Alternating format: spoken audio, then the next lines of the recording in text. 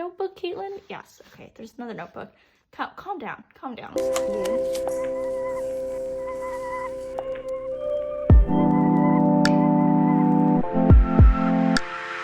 In today's video, we are flipping through my May bullet journal. I'm going to be going over changes that happened in my bullet journal over the month, so you guys can see a more realistic look of what actually happens in my bullet journal over the month. What am I actually doing in it most of the time, because it's not usually as elaborate as my monthly spreads, even though my monthly spreads are pretty simple. I'll be going through some changes in my bullet journal system, going through any changes in my organization system. Spoiler alert, there is a new notebook, so I'm excited to share that with you. And then I'll be talking briefly about my plans moving forward into June. What do I want to change in my system? What are some things I want to modify? And what are some spreads that I want to make? Because I like telling you guys what spreads I want to make, because it helps hold me accountable to actually make them, which is great because I love a good motivator like that. So before I start with the flip through, in case you are new here and you're wondering what this thing right here is, this is my bullet journal. It is in a leather cover, which is this guy right here, and the actual journal I use is called a B6 Stalogy. I will have everything linked below though, so you can check that out if you want. I also have quite a few videos going over the details about this notebook. If you want some more information about this notebook, then I would recommend going and checking those out. But let's flip to May, because that's what we really want to focus on in this video. Let's talk about some new stuff that I added to my monthly setup this month. My monthly setup this month. Wow. How many times am I going to say the word month? I don't know. So one thing that I really kind of overhauled and changed for the month of May was actually my habit tracker. I was previously doing habit trackers that, here, you know what? I'll actually show you an example of one. That might kind of illustrate my point a little better. Let's see. No? Did I miss it? Okay, here we go. So a couple months ago, I was using this type of habit tracker, which was very inspired by the one I saw Shida Campbell do in her habit tracker video. And while I really liked this, I wanted to track a couple more things, and I wanted to try to fill up my habit tracker with pens that I would be using in my bullet journal anyway, so I could just kind of cut down on my supplies. So that is what led me to this style of habit tracker. I pretty much use my Combo Funosuke soft tip brush pen, and for the habits that I do complete each day, I will just draw a line over the ones that are completed. I love how simple this looks. I absolutely am obsessed with the black and white look. I think it's so cool. And this month as well, I added to this tracker my plant watering and tracking my sleep. So for plant watering, something that I found really helpful was I would put these pencil dots on the days that I think I would need to water my plants, and that was just really helpful for reminding me when I wanted to actually water them. And tracking sleep has been really interesting too.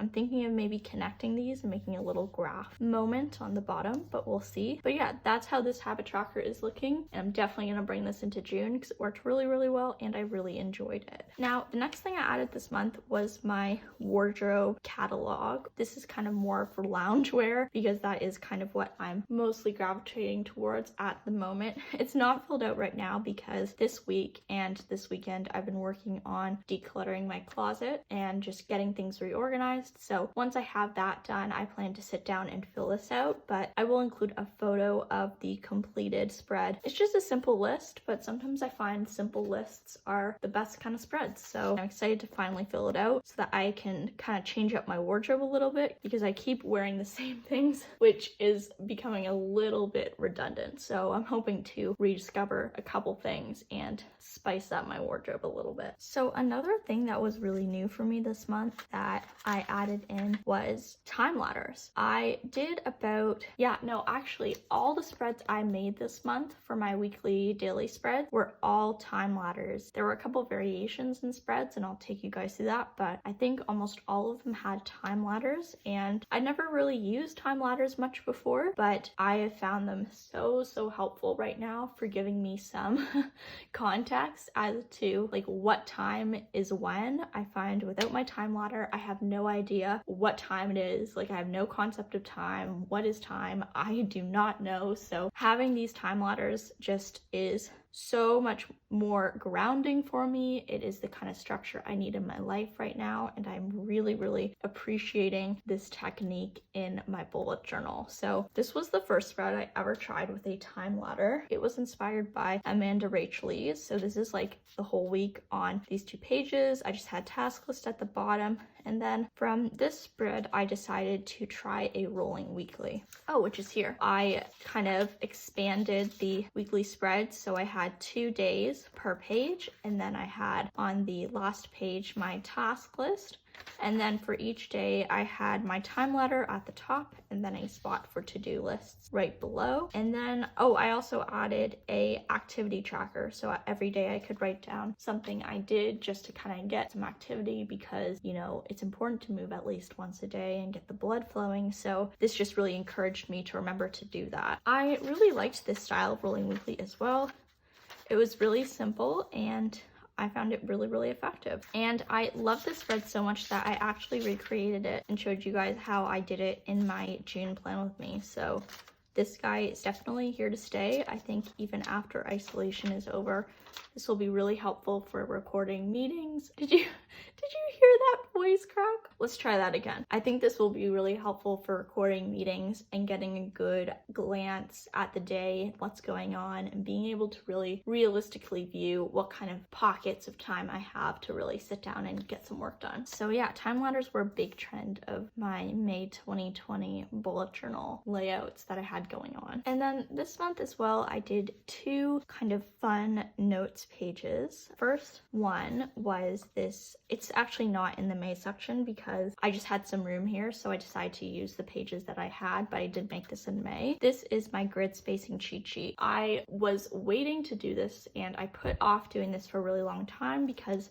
I didn't think it was a necessary spread, to be honest. I really didn't see like any value in it. And of course, once I made it, then I understood the craze, because this is actually such a helpful page. It's so helpful that I have like a tab on it marking it off. So you know, when you mark a page off with a tab, that is a life-changing spread. So I divide my page into halves, thirds, and quarters for both the vertical and the horizontal measurements. I also added just a little thing here so I could see how many boxes wide and long my page is, and I decided to divide up the page a little differently. So if you look at this half measurement here, it says 11, has a slash and then 1. That pretty much means that in order to divide my page in half, I would do one section that's 11 squares long, a space, and then after that I would start the next section, which is also 11 squares long. I'm personally not a big fan of starting sections at the half point of a box. I just find it's a little easier to just leave a space, and then that adds a little more white space and balance and room to breathe on the spread. And then if a measurement like the quarters here worked out perfectly, then I just wrote the number 8, so I know that it's exactly 8 squares for each quarter of the page. This has been really helpful for when I need to come up with a new spread idea. For example, I want to make it go into thirds and I don't know what that is in my mind, so I can look it up here and it's way easier. This spread literally took me 5 minutes. You can make it as complicated as you want. If you want to take time to make it and like do some cool little patterns to differentiate the third, quarter, and half, do that, but you can still make it really simple if you want to, and it works honestly just as well. And then another page,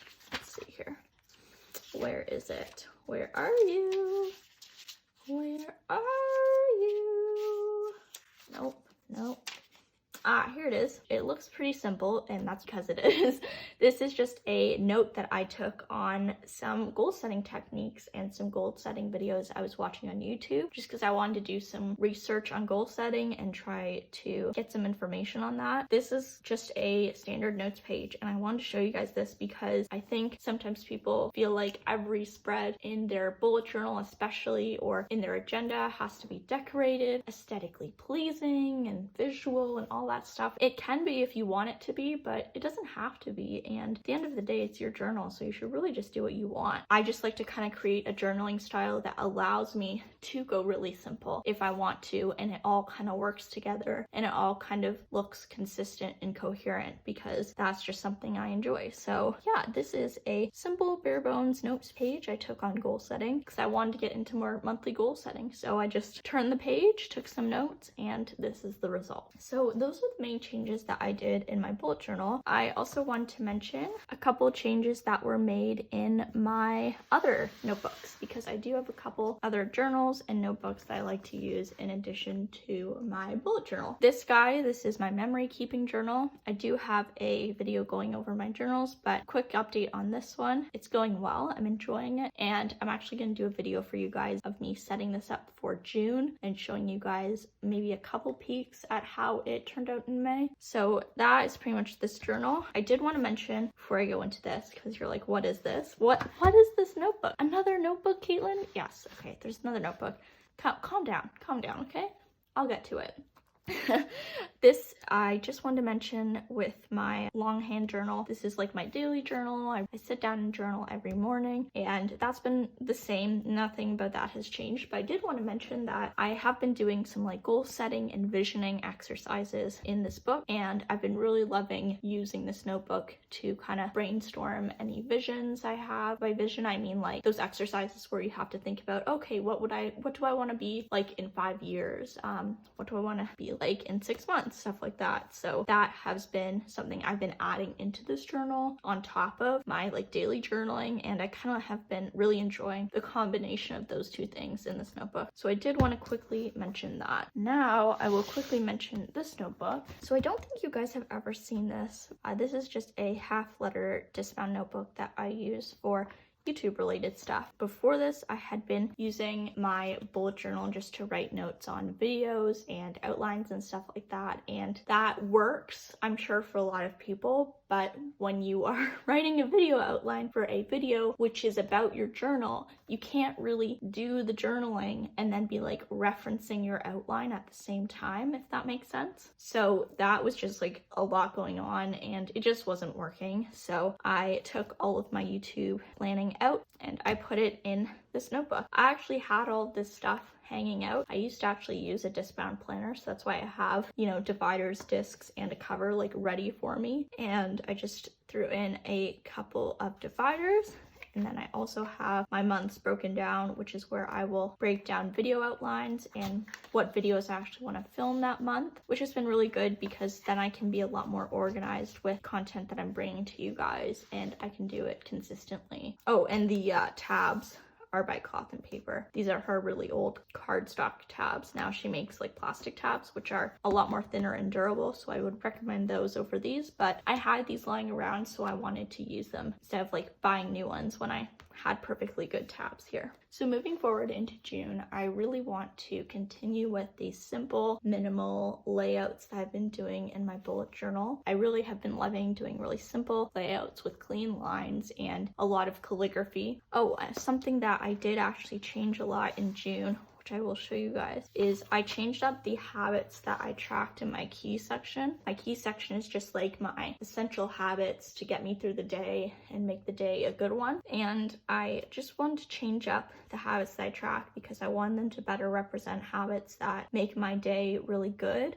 I think I was overthinking this before and kind of thinking, okay, I need to be like journaling every day and reading every day, and that's gonna make my day great. When in reality, I think it's a lot more simple than that. I don't know. I find if I have 3 meals a day, I'm doing proper hygiene, moving around, having some journaling time, feeding myself properly, then we've done a good job that day, you know, like that is a good day. So, you know, I tried to kind of lower my expectations a bit about what a good day is, because I think sometimes, yes, reading is great, but if I don't do it every day, is that a bad thing necessarily? Not at all. Like sometimes you're just not going to get to reading, and that's okay. But something like having 3 meals a day, that is something that I want to make sure that I'm doing every day, because for me, that's a really important thing for me to do to keep my body healthy and to fuel myself so that I can then wake up the next day and be able to go about my day with energy. Another thing that I wanted to kind of incorporate more this month is goal setting. So I did create a section here for me to write out my monthly focus, and I plan to kind of break out my focus into 4 areas: